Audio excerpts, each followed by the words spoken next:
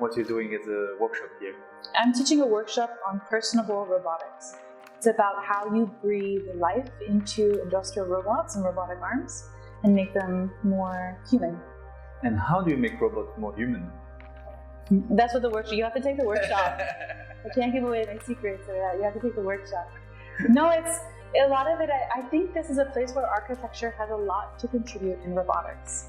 It's really about understanding what's happening in a space and how to communicate that knowledge to a machine. Mm-hmm.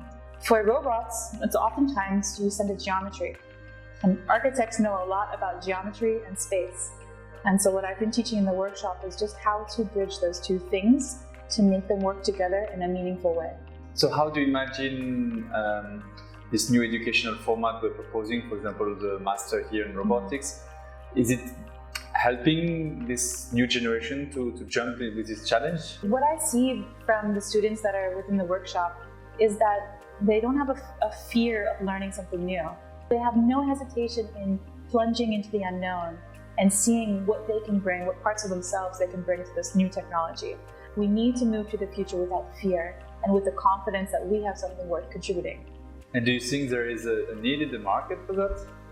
Increasingly, there's so many different directions you can take this knowledge, from creating your own creative practice to working at a big technology company, writing robotic simulation software, like what I do on my day-to-day job, to the future where there's no defined job for me. I didn't set off to be a robot whisperer.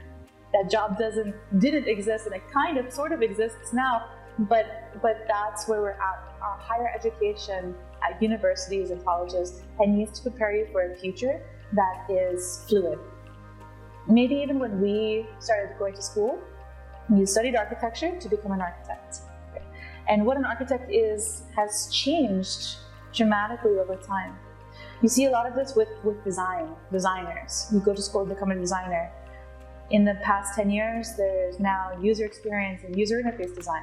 Like, that wasn't a thing. That's a new whole field.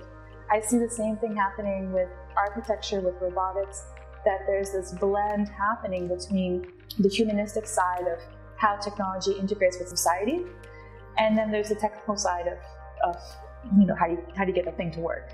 What do we actually want this stuff to do? And being able to have your foot in either side of that makes you a unique person to be able to bridge that gap. What is the skill set needed for the future job in front of us? Technology is shaping our jobs. You're not going to have one career your whole entire life. It's going to shift and change, and you need to be able to shift and change with it. You have to be adaptable. You have to learn.